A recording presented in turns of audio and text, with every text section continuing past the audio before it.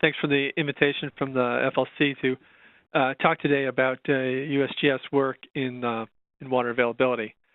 I'm going to start off this session, and I'll be followed by Jack Hazen who's going to talk about water demand and forecasting, and then Steve Everett from USDA, who's going to talk about irrigation water use and irrigation forecasting and sensors.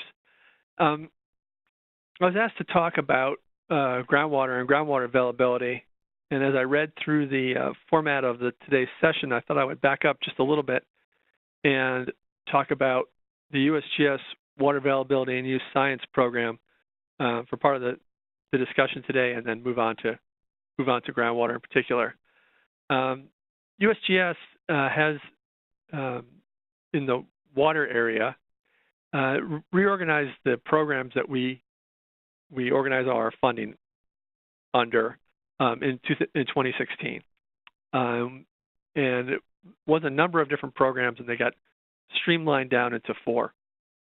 And one of them is the Water Availability Use Science Program.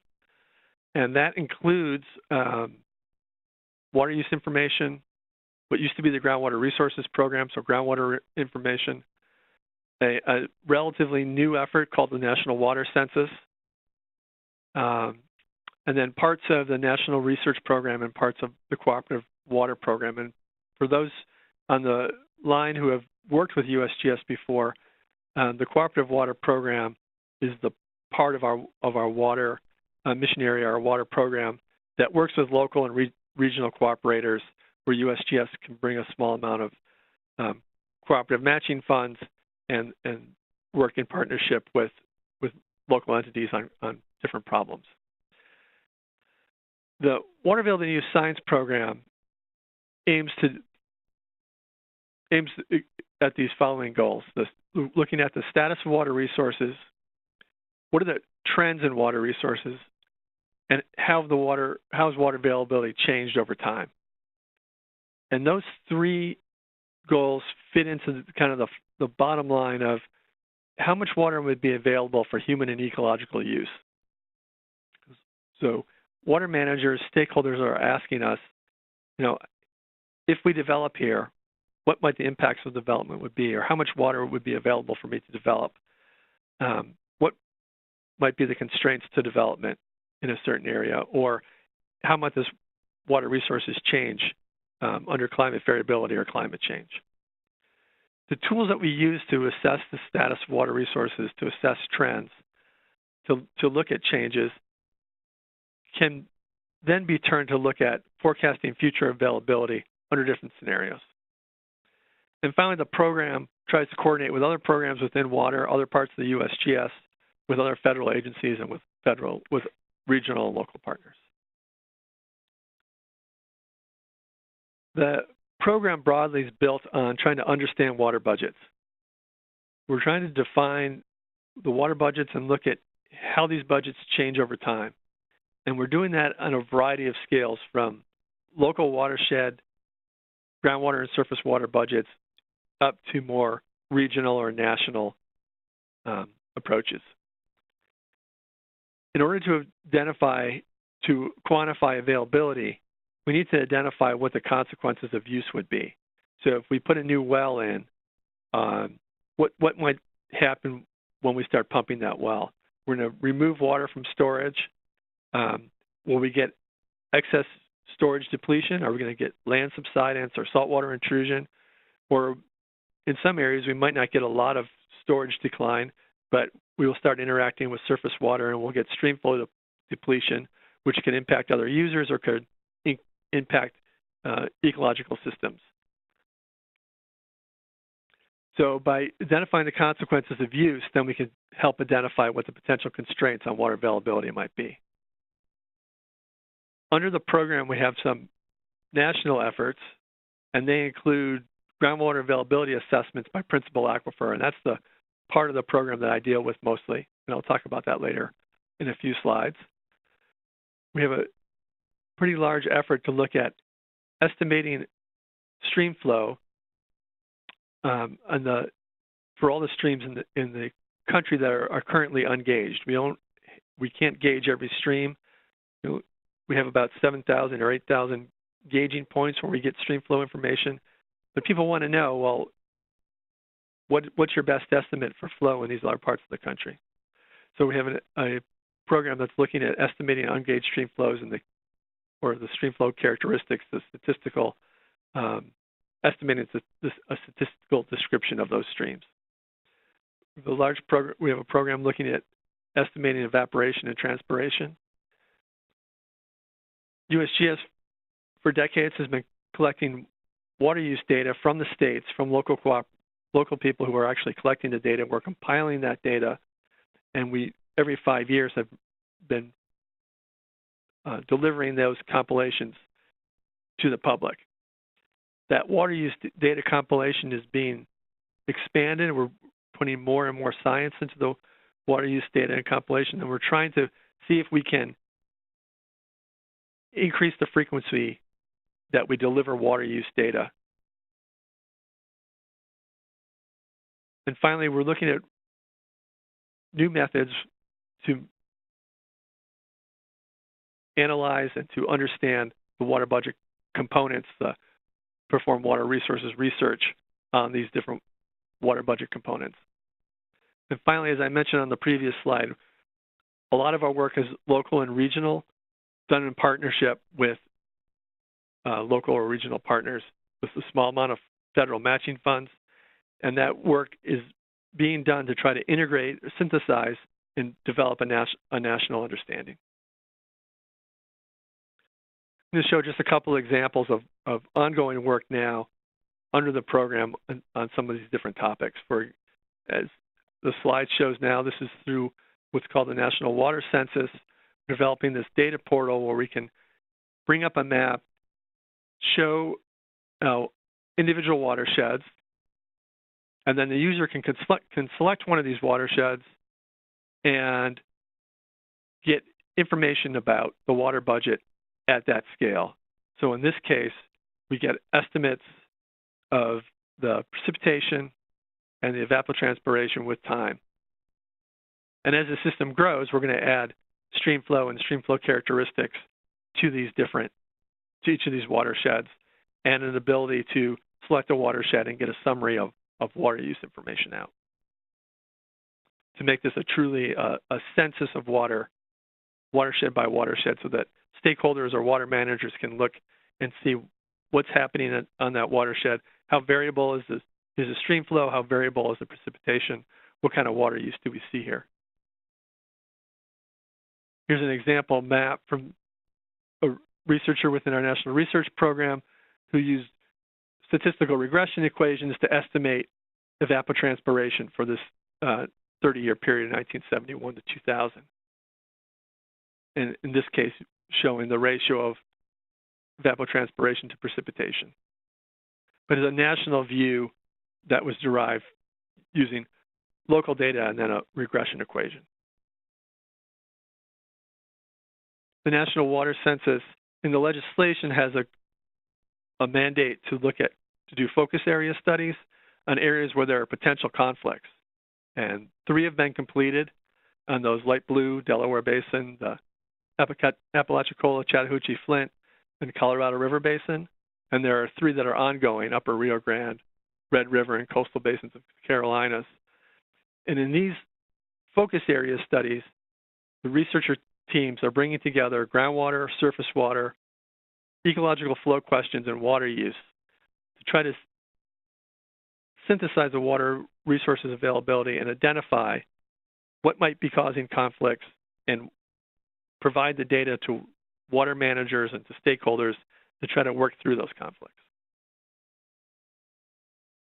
The regional groundwater availability studies, as I mentioned, these are the studies that I'm most familiar with, starting in about 2004, and they're working through the country on what we call the principal aquifer scale. So we're looking at, when we're done with about 20 principal aquifers, we'll account for over 90% of the groundwater being used in the country. And aquifer by aquifer, as we walk through, we try to look at the status of the groundwater resources. So we're kind of echoing the idea of the Water Availability Use Science program focusing on groundwater. We look at what are the effects of human activities on groundwater levels. What about the base flow to streams and the ecological flows, which is a topic that is really getting a lot of attention all over the country. People want to know, if we develop here, what's going to happen to my local environment, because we have an interest in preserving this environment or restoring the environment for people, recreation or fishing or other uses. Excessive use might lead to land subsidence. We want to be able to identify that. Or on the coast, especially saltwater intrusion, or even inland, we could have the intrusion of poor quality water from adjacent aquifers. We want to be able to quantify the response of the groundwater system to climate variability. We want to be able to explore the adequacy of existing data networks to provide information to managers. Where might you need more data, and prioritize the types and locations of data that you would get. The studies are usually built around a groundwater flow model that allows us to quantify the different parts of the groundwater of the budget.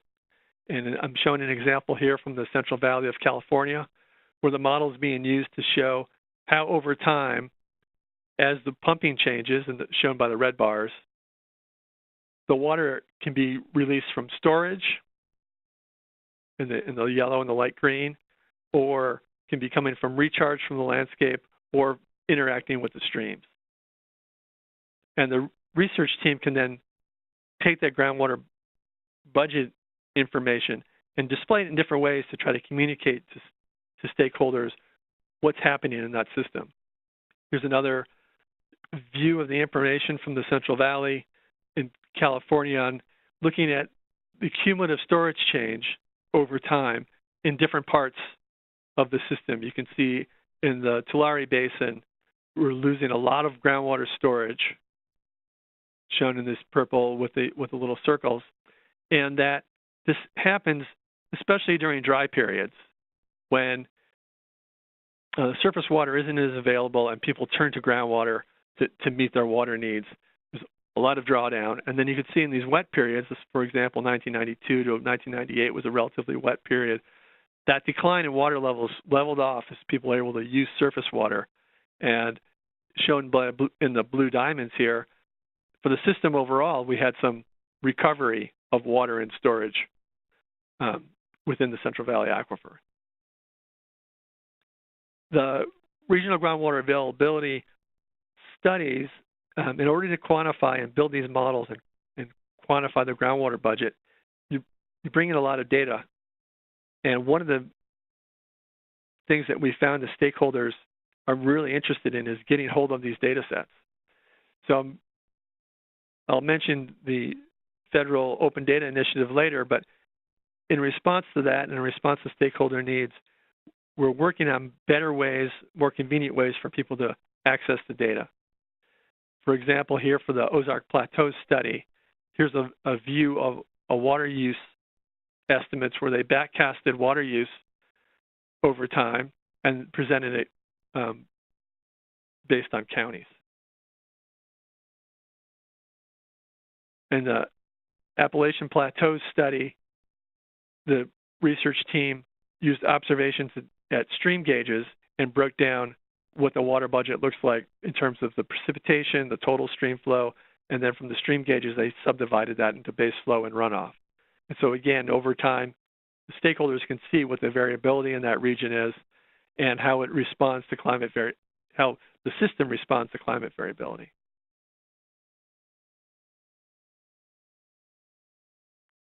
So as I mentioned,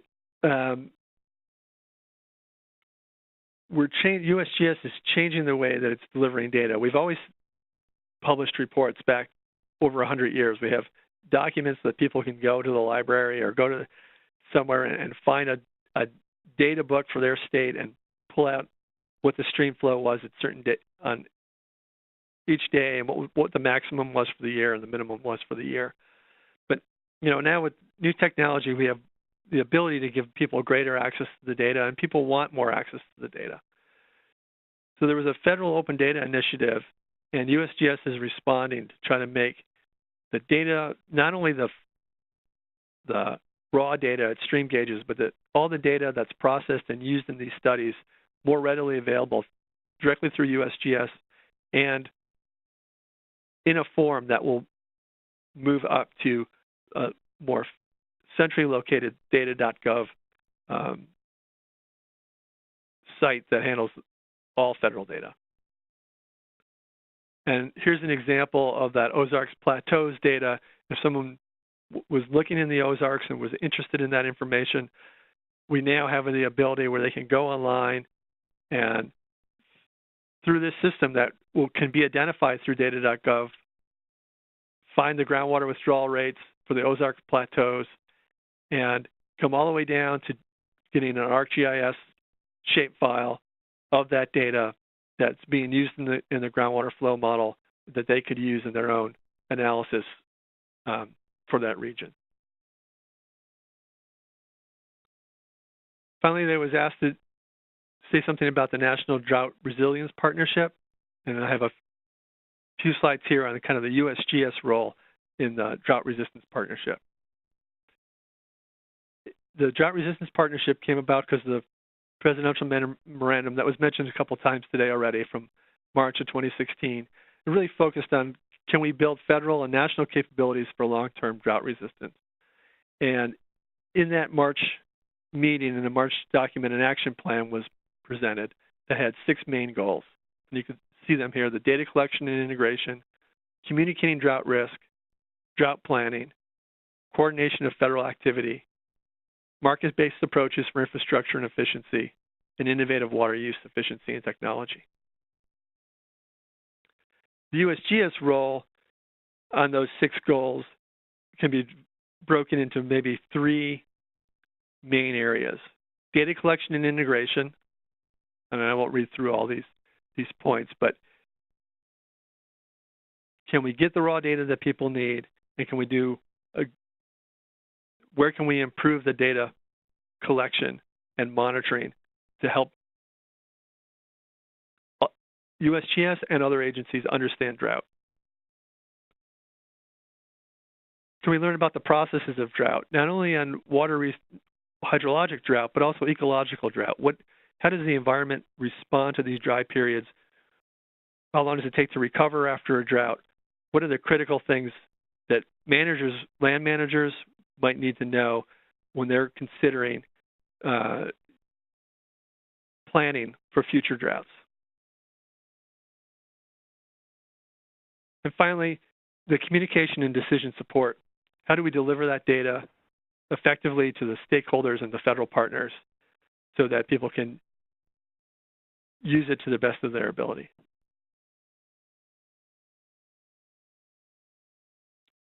But finally, in the theme of technology and new products, new technology for water issues, the Water Availability Use Science Program is looking to advance ways that we estimate components of the water budget at different spatial and temporal scales, and we're looking for ways to deliver this information effectively to water managers and stakeholders.